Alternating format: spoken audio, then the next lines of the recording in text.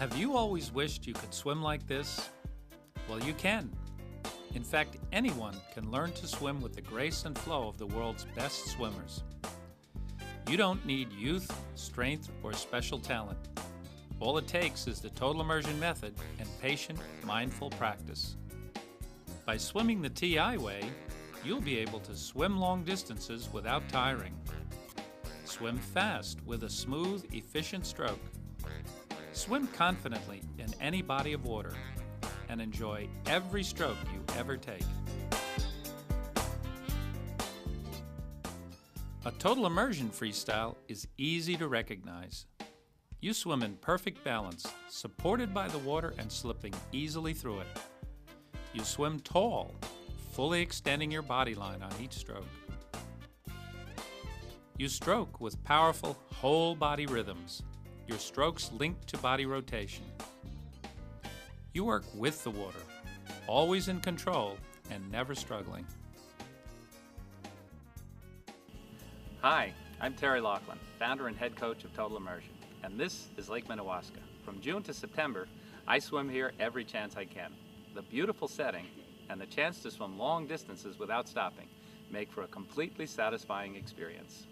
What I love most about teaching is the chance to share experiences like that with swimmers like you. I enjoy every stroke I ever take, and I'd really like you to be able to feel that way about your swimming too. If you'd like to swim better than you ever thought possible, if you'd like to be able to swim any distance in any body of water, I promise this video will help you achieve that. So let's get started.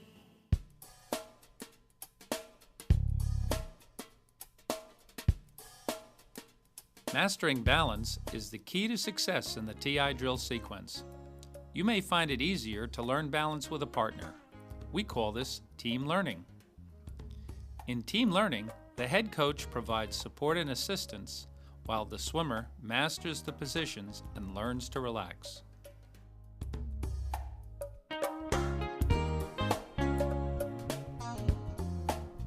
To start balance on your back, the head coach positions your head so water touches the corners of your goggles and your face is parallel to the surface. We call this hiding your head. As Toby toes, Jennifer starts kicking lightly, just flicking her feet upward and ruffling the surface. Listen to your kick. Quieter is more effective and more relaxing. When Susie sees that Joe's kick is relaxed and streamlined, she releases him but continues leading. Her draft helps Joe maintain a light, efficient kick. Resume towing if you see any hint of struggle. As Toby is towed, she memorizes her head position and the feeling of a long, clean body line to maintain that sensation after release. Practice tow and release repeatedly until you feel the same ease solo you feel while being towed. As you practice solo, focus mainly on keeping calm water at the corners of your goggles and lay back until your hips and legs feel light. Don't worry how far or fast you go. The goal is a kick as gentle and quiet as Catherine shows here.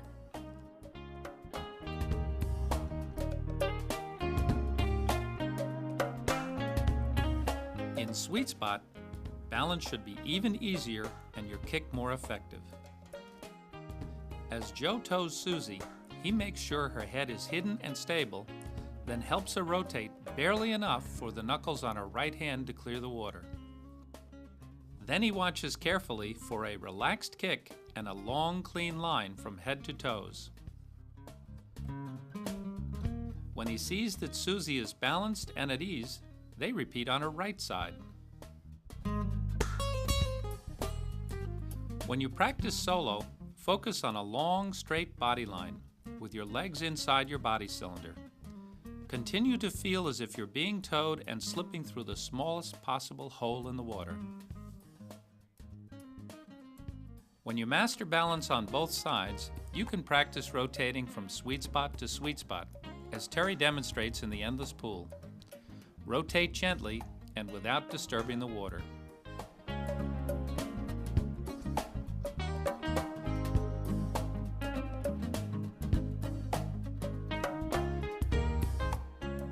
You don't need much of a kick to swim efficiently, but a poor kick can make the drills more of a challenge than they should be.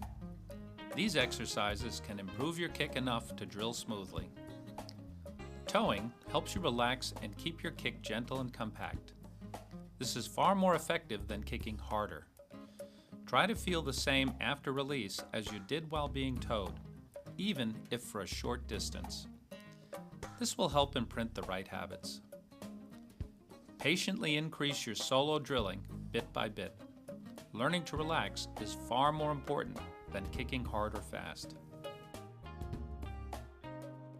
Vertical kicking improves your efficiency by teaching you to kick from the top of your leg, like a pendulum. This increases propulsion and reduces drag. Stand tall and kick with a long, supple leg. Lengthen your leg from hip to toe and keep your kick compact. A tight, steady kick like Catherine's takes less energy than a wide, slower one. You can scull your outstretched hands for support as you learn the position. As your kick improves, fold your arms as Joe does. The most important role of your kick is to help rotate your body. Improve your feel for this by practicing quarter rotations every few seconds. If you feel vertical kick is helping your efficiency, it's helpful to start back balance or sweet spot with a bit of vertical kick, then lay back into position as Catherine does here.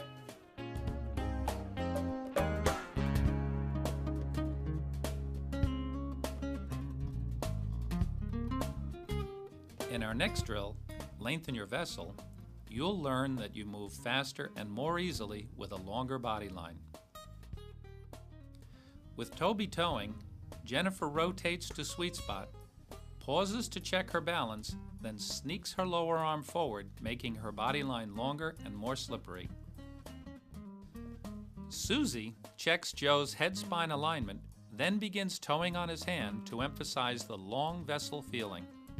She also positions his hand just below the surface. Joe balances effortlessly because he lays back with his head hidden. He also extends his body line from fingertips to toes to slip through the smallest possible space in the water. After release, use the lightest kick to keep moving, keeping your feet inside the same space your body traveled through. Take the time to be comfortable and slippery on both sides before moving to the next drill. As Jennifer demonstrates, it's a relaxed kick and a sleek body line, not effort, that make the difference.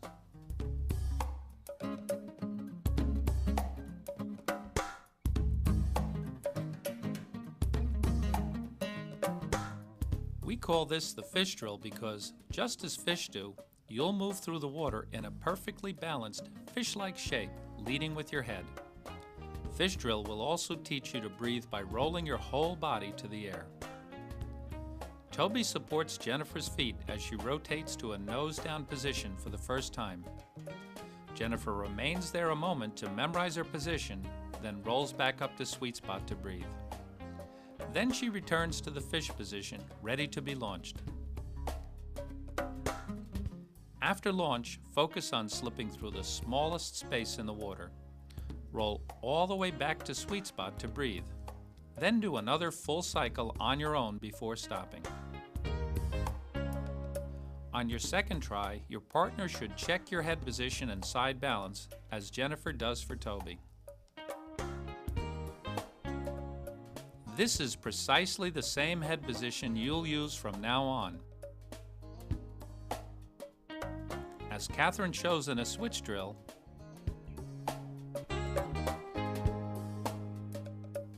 and Terry shows while swimming. Fish drill is the easiest place to learn this essential skill. When you feel balanced and slippery, practice solo. Roll cleanly and easily from nose up to nose down and back again. If you can make this effortless on both sides, you'll breathe more easily on either side while swimming. Once again, focus your practice on the kind of balance and ease that Joe shows here.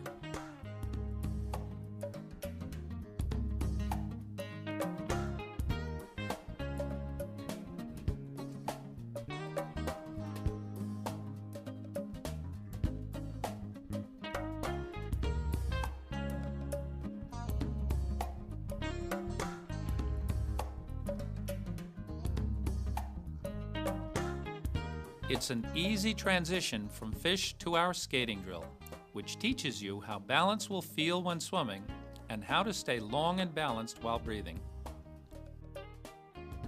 Start in the fish position. Then extend your lower arm so your hand is below your head. Can you see how Jennifer's balance improves with her arm extended below her head? Also, notice that her head is right where it was in fish. To breathe, roll back to sweet spot.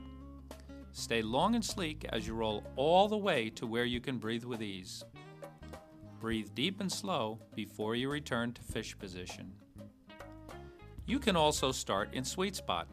Notice how Susie draws Joe's hand down and forward to improve his balance as she launches him. Think of the line along the bottom of your body as 3 o'clock. If you balance effortlessly, like Susie, you can position your hand at 3 o'clock. Then, flex your wrists so your fingertips point down. Because Joe is quite lean with long legs, he angles his arm to 4 o'clock. Any swimmer who really struggles with balance or her kick should point her arm to 4:30 or even 5 o'clock. When swimming, you'll extend your hand to the same position you imprinted during this drill. Be patient in getting these positions right. Attention to detail will make all the difference in how comfortable you feel in advanced drills and swimming. You'll learn faster if you and a friend coach each other in practice, just as Joe helps Susie in a lap pool and Terry assists Fiona in an endless pool. Plan to practice skating drill for as long as you swim. The more you practice it, the more balanced and slippery your swimming will be. This is a good place to put your skills to the test. Start from balance and skating position, as Catherine does here, then add a few strokes. Maintain your head position, reach your hand to the same spot, and feel the same balance. After 3 or 4 strokes, stand up, catch your breath, and do it again. This will give you a preview of your new stroke.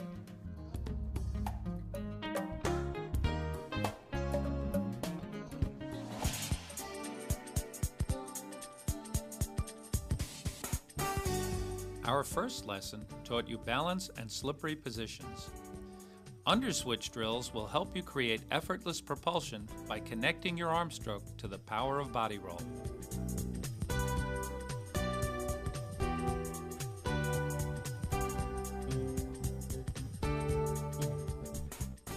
This skating variation reinforces balance and slippery positions as it teaches you recovery timing that helps you swim taller. After balancing in skating position, sneak your rear hand and see it under your nose. You should probably complete 4 or 5 cycles in 25 yards. Here, Joe gives a great demonstration in how to slip through the water like an arrow through the air. His skating position is perfect as he looks at his hand. Pause here to check that you're still balanced in skating position, then return your hand to your side. Notice how Jennifer bubbles out from her nose while looking down. She could make her position even better by turning her left palm down and angling her fingertips toward the bottom.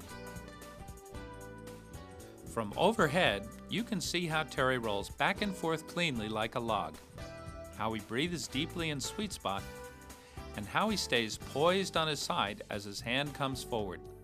Mastering this will help you imprint timing for underswitch, our next drill.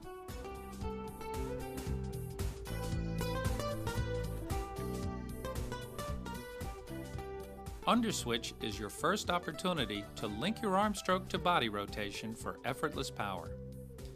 It also teaches you the switch timing that helps you stay tall as you stroke. Joe stays just as slippery while switching as he was while skating. In slow motion, you can see the timing imprinted in underskate triggers the switch here. When Joe's right hand passes his head, his right hip drives down, which drives his left hand back. That's how you link the stroke to core muscle for propulsive power.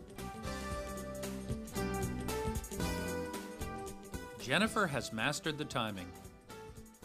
Her next skill will be to learn a firmer position for holding the water with the lead arm. Here, Ian shows you something that may happen to you. After he switches, he's still not in position to breathe. He's patient enough to keep his head in line and wait for his body to rebalance, then he can breathe. As Joe demonstrates, one way to fix that is to make your switch crisp and smooth, taking your belly button to the air. Finish right to sweet spot and you'll breathe more easily.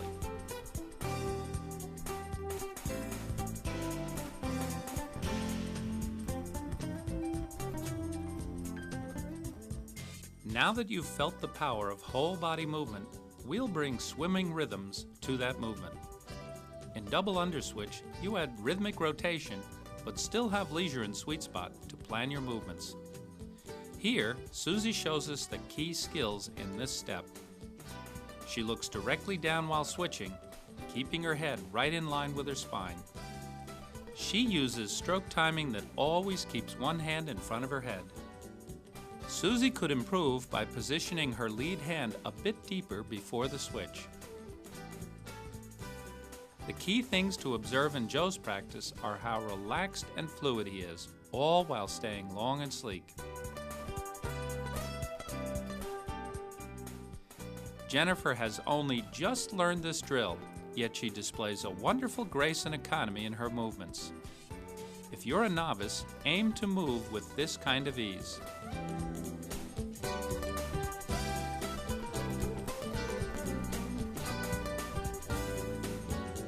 Toby, also a novice, holds her head a bit high, but has really mastered the switch timing.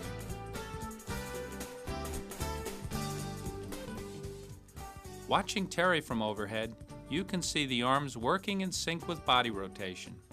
Double under is the perfect place to imprint this.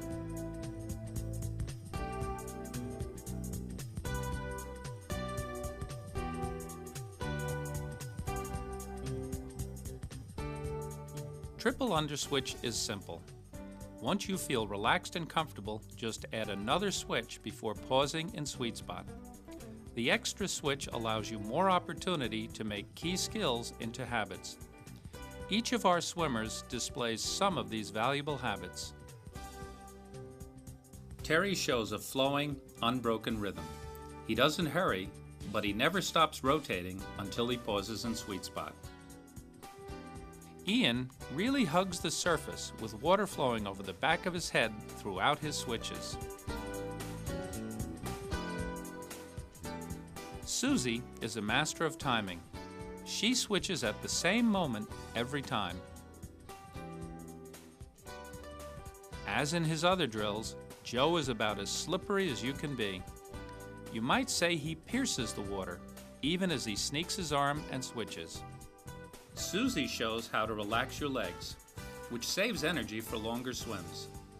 Pause your kick while switching, then pick it up again, gently, in sweet spot. Terry shows that you can improve your rhythm by rolling a bit less during your switches. Now is the best time to learn to solidly anchor your hand. When Joe sees his hand, he flexes his wrist to turn the other hand and forearm into a lever for holding the water.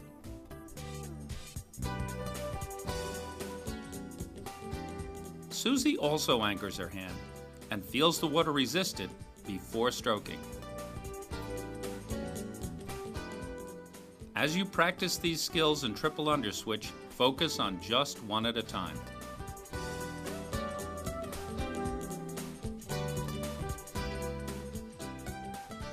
After you've mastered triple under, you might have a little fun with underwater freestyle, if you can do it as Joe demonstrates here. It's a simple way to make a long, sleek body line and whole body rotation a habit. Start with a deeper push-off than usual. The extra water resistance will make you more aware of keeping your head in line, extending fully, and rotating to slip through the smallest space. This is also a good exercise for improving your sense of balance. Underwater freestyle will definitely teach you more about finding the easiest way to move through the water.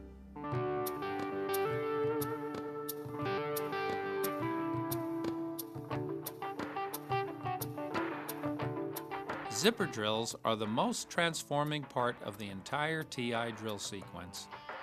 They improve your balance and teach valuable stroke habits, especially a compact recovery, which is essential for efficiency. You can rehearse the next step with a dryland exercise. Begin as Catherine does, then slowly drag your thumb along your breastbone to your ear, as if pulling a zipper up your side. Lead with your elbow for as long as possible. Here, Terry demonstrates how a partner can check your head position and help you lead with your elbow so your forearm hangs like a marionette. Then wag it gently to check for complete relaxation.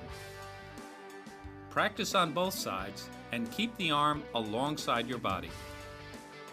You can even practice a switch as you go from one side to the other. Finally, pump your completely relaxed forearm up and down to rehearse a movement we'll do in the water next.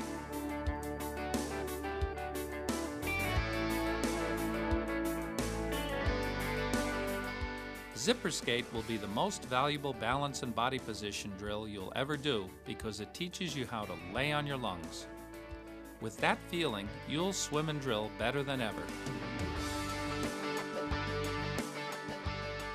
Joe shows here how critical it is to make sure your head and lead hand are correctly positioned before you start the zipper movement.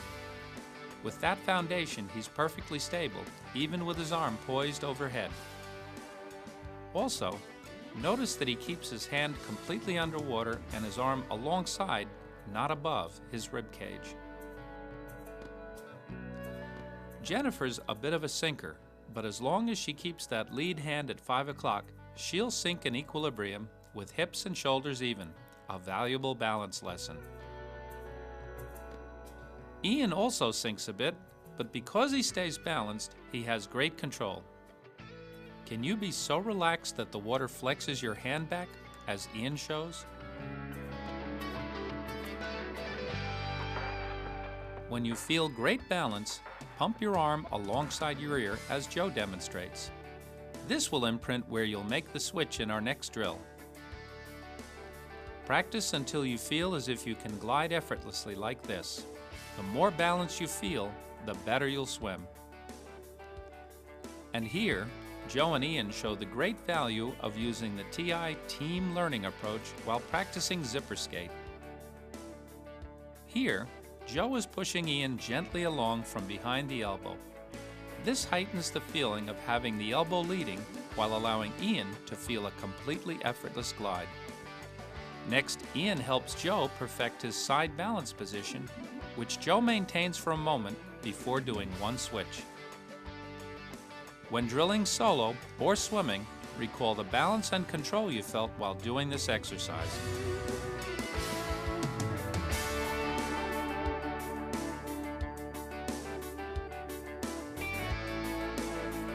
The balance and imprinting you practiced in zipper skate have paved the way for a precise, deft hand entry in zipper switch, starting with the arm pump practiced in zipper skate. Though Ian does sink a bit, his proper head and hand position give him the balance to do the pump and switch with ease and control. He pumps right alongside his ear, then switches at the same spot. When your entry point is consistent, you can switch without pumping, like this. Joe slices his hand down at his ear and right to his 4 o'clock position. Ian leads with his elbow and keeps his arm so relaxed his hand flexes back during recovery. He also hugs the surface, drilling as if trying to fit under a very low ceiling.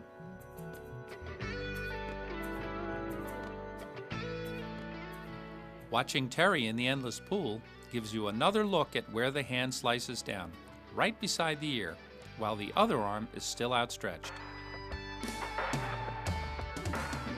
Watching underwater, you can see the switch timing. One arm entering triggers the other to begin its stroke. When you master this timing, your arms will feel like a powerful extension of your core body.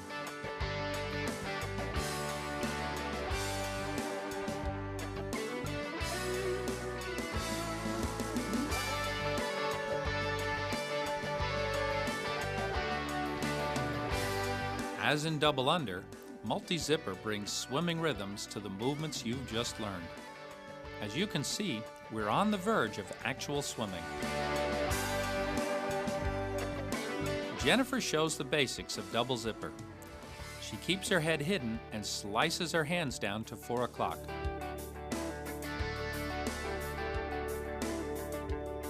Joe keeps his hands wet and soft during recovery and always slices down right at his ear.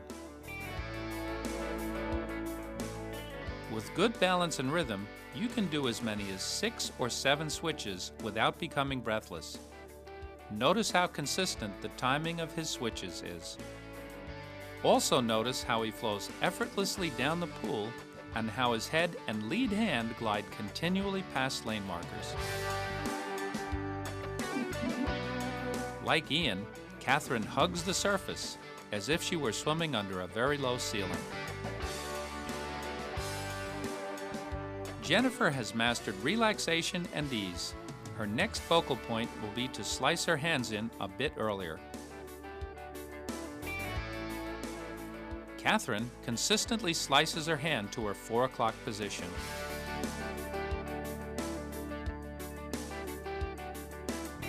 Here, Terry shows how to develop a sense of core body rotation rhythm. While his front hand is patient, his rear hand never pauses.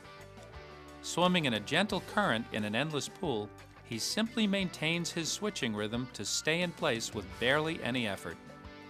This is the best way to develop the economy that's so important in distance swimming.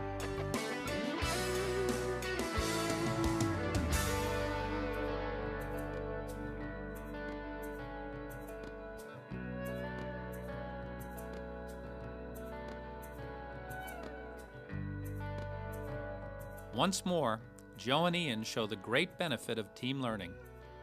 First, they help each other heighten their sense of having the elbow lead recovery and slicing the hand steep and deep on the entry to help your balance. Then, they gently restrict the wrist from moving past the elbow too early, or, as Ian shows, helping the elbow move forward a bit more.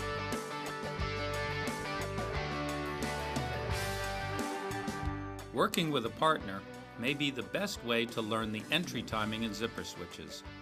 Your partner can see where your hand slices down and help achieve a cleaner, more vertical entry of the hand and forearm.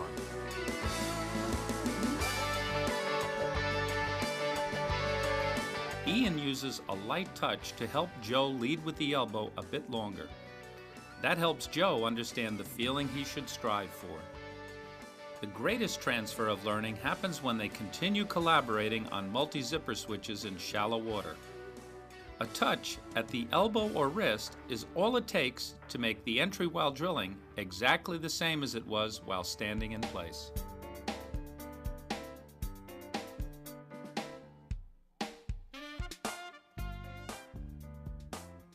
Lesson 4 will guide you from fluent drilling to a beautiful new stroke. You'll also learn the best way to fit rhythmic and seamless breathing into your stroke.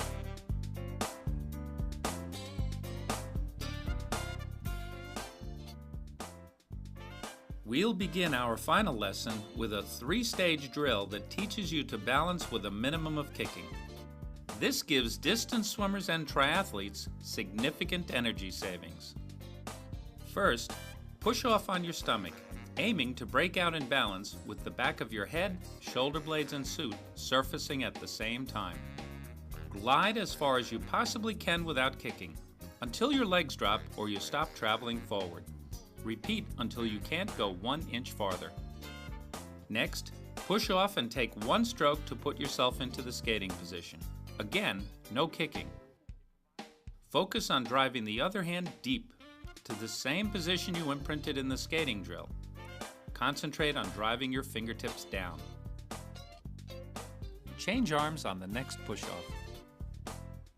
Finally, add a zipper skate just after you break out.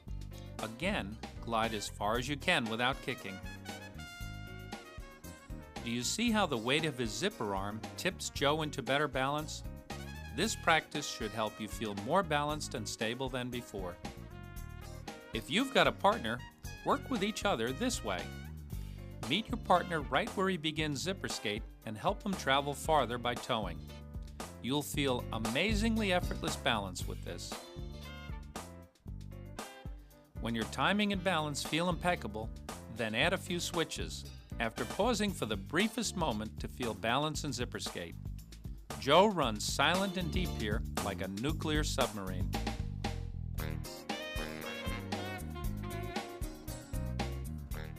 In our final drill, over switches, we'll take the hand out just barely and slip it right back in with hardly a ripple. Over switches imprint a more balanced and efficient entry. Here's a great example of imaginative, mindful rehearsal.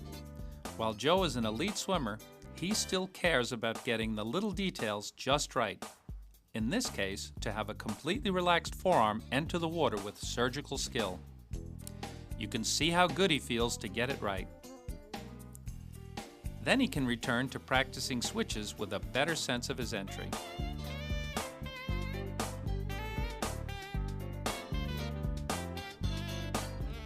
Toby, having just learned this drill, practices super slowly to allow herself time to think about each switch.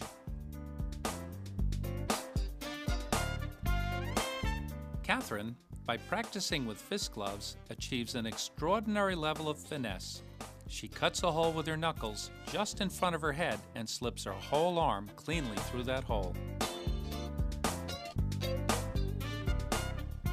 A good way to learn this efficient entry is with an exercise we call ear hops. As you see Terry doing here, try to hop your hand over your ear and drop it right back in. Your goal is to have your hand out of the water for the briefest possible time and to clear the water by the slightest margin. Feel your entry this way. Cut a hole in the water with your fingertips and slip your entire arm cleanly through that hole. Slice your hand in silently and drive it below your head. The more switches you can do before going to sweet spot, the more deeply you'll imprint this. After the entry comes the propulsive part of your stroke. Focus almost entirely on what happens in front of your shoulders. Propulsive force comes from the hand entering. To add power to your stroke, don't push back harder. Slice the other hand in with more energy. Then be patient on the catch. Try to trap a large volume of water inside your arm. Feel as if you're scooping pudding before you stroke. You can improve your feel for a solid catch with a stretch cord exercise. First, Terry helps Mark keep his elbow stationary as he presses his hand back. Then Mark continues on his own. Just rehearse the first few degrees of movement. When you get it right, you'll feel the muscles behind your shoulder being activated. When you really feel early pressure on your hand and forearm, take it to the water. Our final partnered exercise will help you catch all the water at the very beginning of your stroke. Hold your partner's feet for several strokes, allowing the legs to move naturally with body roll. After release, take 5 or 6 relaxed strokes to cultivate the same feeling of early pressure that you felt while being held back. This exercise can also improve your feel for how the kick helps trigger body roll, as each downbeat drives the opposite hip down and your opposite hand forward. Don't emphasize pushing back to your knee. Notice the C-shaped finish that allows the elbow to easily lift the hand from the water. The final skill is to fit seamless breathing into your core body rolling rhythm. Here's how you can do it. At first, breathe in frequently as Catherine does, so you can make each breath an examined action. You get the breath by rolling right to where the air is and back the other way without a hitch. When your body rolls to the air, your head goes along for the ride. If your body rolls freely, it's easy to keep the head aligned as you breathe. The water flows over the back of Terry's head between breaths. His head creates a bow wave as he rolls that gives him all the air he needs. The key is to use your body roll to make that happen.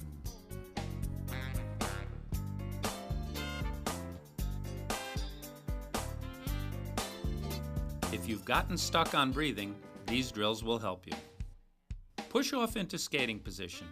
Then, grab several quick bites of air without rolling to sweet spot. After a few practice bites, then try one stroke cycle with a regular breath. Next, do as Jennifer shows here, alternating one luxurious pause in sweet spot with one rhythmic breath.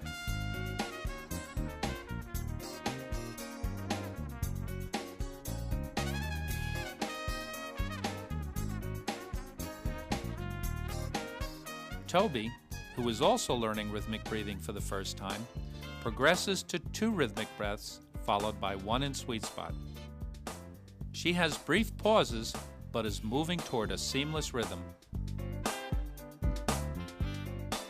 Here, Jen does the same exercise.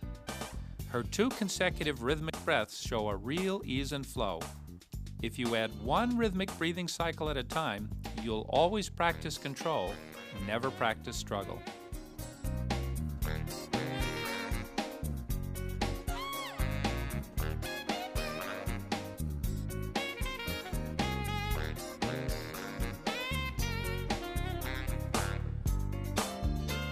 And here's Ian doing the same exercise.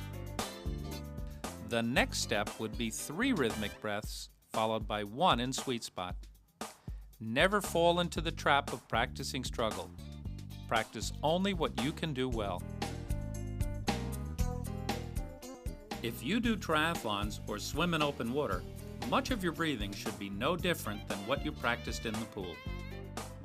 Breathe with your rhythmic body roll. Just keep in mind to roll all the way to where the air is. In higher waves or chop, just roll farther. When you need to navigate, the key skill is to look, then breathe without interrupting your rhythm, and hug the surface as you do.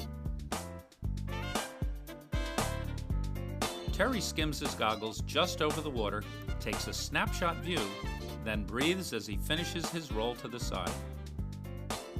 You'll save time and energy by maintaining your normal stroke and breath rhythm as you sight. And don't forget that you've always got your sweet spot.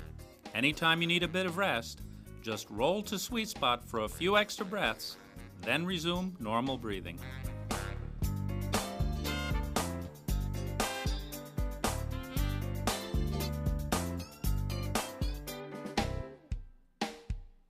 Let's go back to the pool to learn the 2 freestyle turns. The open turn gives you plenty of air, allowing you a longer, stronger push-off. Remain sideways as you turn to minimize resistance as you rock back. Notice how Terry rocks his head straight back and drops his left hand behind his ear to prepare for push-off. Underwater, he tucks his legs tightly to reduce resistance, drops back sideways, uses his right hand to help pull his body under, puts one hand atop the other as he reaches a horizontal position on his side, and squeezes into streamline as he pushes off and rotates. The flip turn is faster, but it's essential to do it economically to avoid oxygen debt. Approach the wall in a straight line, somersault straight over, then leave the wall on the same straight line. Rotate after your somersault so you can push off on your side. Make your turn easier and faster by keeping your heels as close to the surface as possible and hitting the wall with as little noise and splash as you can. Terry initiates his somersault by tucking his chin and trying to bring his nose to his knees. His hands meet overhead as his feet land at the right depth for a horizontal push-off. Then he pushes off on his side and strokes the bottom arm first.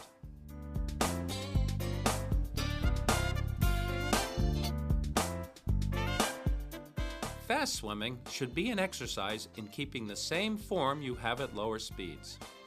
Fast looks different for a 26-year-old sprinter like Joe than it does for a 52-year-old distance swimmer like Terry. but they both maintain a long, smooth stroke and propel with core body rotation. And Terry shows the same connection of timing, smooth whole body movement, and absence of turbulence when practicing at slow speeds and when he practices the speed and tempo he uses while racing. If you've followed the TI Freestyle program, before long you'll be able to swim any distance in any body of water. These may be your happiest laps of all. Enjoy!